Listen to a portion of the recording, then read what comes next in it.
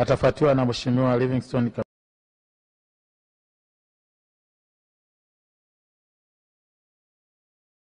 Kiti katika jimbo ambalo linaguswa kwa kiwango kidogo sana na Wizara ya Ujenzi na TANROADS pamoja na jimbo la Arusha. Ukizungumzia barabara ya Mianzini Ngaramtoni kilomita 18, jimbo la Arusha tuna mita 200 tu, nyingine zote ziko wilaya ya Rumeru. Lakini kwa ujumla wake kwa miaka yote mitano toka 2020 mpaka sasa tumekuwa tunajenga hoja kwa barabara yetu ya kutoka Arusha Airport kwenda hadi Kilombero, inatakiwa ijengwe kwa njia 4. Kwa miaka yote mitano imekuwa serikali inafanya usanifu na mpaka leo tumeona taarifa ya waziri atuambia usanifu umekamilika ndani ya miaka hiyo mitano.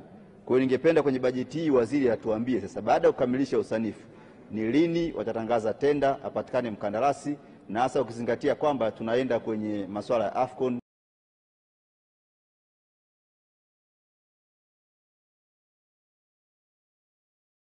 na Daktari Samia ameweka vizuri masuala ya utalii pale kwenye upande wa Royal Tour. Lakini jambo la pili, hiyo barabara ikitengenezwa itasaidia pia kuondoa mafuriko. Kuna kata kama ya Unga Limited, kata ya Sombetini, kata ya Usunyai, mafuriko ni makubwa sana. Barabara ikijengwa tunaamini kwamba mitaro itatengenezwa na changamoto kwa wananchi itaweza kuondoka. Lakini tunaomba pia wakalipe fidia angalau kwa kipindi hiki wakati wanasubiri na michakato mingine ya kujenga barabara. Lakini jambo la pili ni kuhusiana na barabara ya Arusha Kibaya Kongwa. Na yenyewe pia tumeipigia debe kwa miaka yote mitano hii. Mara ya kwanza mkataba ulisainiwa kupitia EPC+F, zikatokea changamoto, umekuja tena mradi mwingine mnasema sanifu na kujenga, lakini mmesha saini mkataba na hapa bungeni mmejibu mara nyingi sana kwa kilomita 70.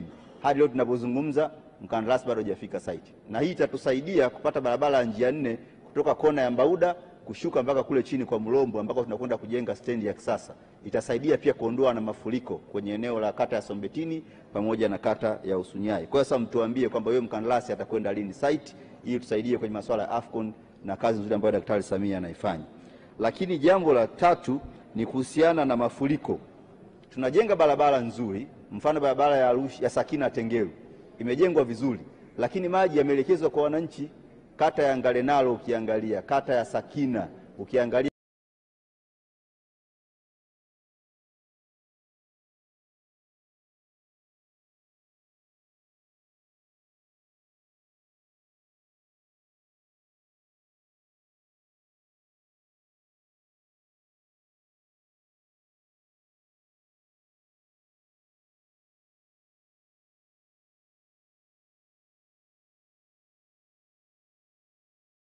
Kaloleni yenyewe, ukienda kule Balaa, ukienda Kimandolu, kote mvua ikinyesha ni vurugu tu.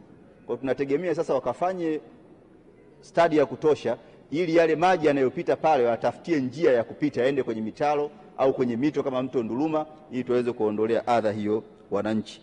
Lakini pia tunashukuru kuona kwamba kuna baadhi ya jitihada zimeanza, mfano kwenye kata ya Telat kuna barabara ya namba 70 kule kwenye mtaa wa Lukungu. Tumeona tayari mkandarasi amepatikana, lakini alikwenda akachimba baadaye ameweka greda pembeni, kazi bado haiendelee. Naomba aende akasukumwe ile kazi ikafanyike ili wananchi wa Lukungu pale namba 70 wasipate changamoto hiyo, lakini mitaa kama ya Bondeni Kati, eneo la Mpambazuko pia wasipate changamoto ya mafuriko pamoja na mtaa wa Ilaitayo kwenye kata hiyo ya Telat. Lakini jingine Mheshimiwa Mwenyekiti ni kuhusiana na malipo ya kandarasi. Tunajua TANROADS na nyinyi Wizara ya Ujenzi mngependa kujenga barabara zote nchi nzima, lakini ili mjenge barabara mnahitaji kuwa na fedha.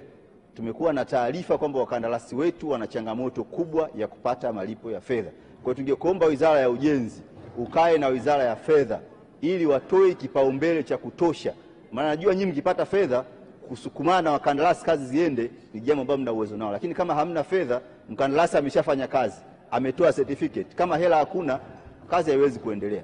Kwa hiyo kikubwa zaidi wakandarasi wetu wanapata hasara, wamekopa fedha kutoka benki, na nilikuwa nimejenga hoja kwenye bunge hili. Wakandarasi wa nje wakipewa kazi wanawekewa na riba. Serikali ikishindwa kulipa fedha kila baada ya muda riba inaongezeka. Kwa nini kwa wakandarasi wa ndani? Na tumesema serikali yetu inaangalia wazawa. Kwa nini wao wakipewa kazi serikali ikichelewa kuwalipa, kwa nini na wao tusiwawekee riba ili mwisho wa siku zile riba wanazopata kwenye maeneo ya benki na maeneo mengine zisiendelee kuwaumiza. Wako baadhi ya wakandarasi ambao wameweza kuuza nyumba zao, kuuza mali zao, wamefilisiwa kwa sababu ya kucheleweshwa kulipwa na serikali. Mimi nafahamu Daktari Samia anawapenda Watanzania, anawapenda wananchi, anawajali wakandarasi wazao.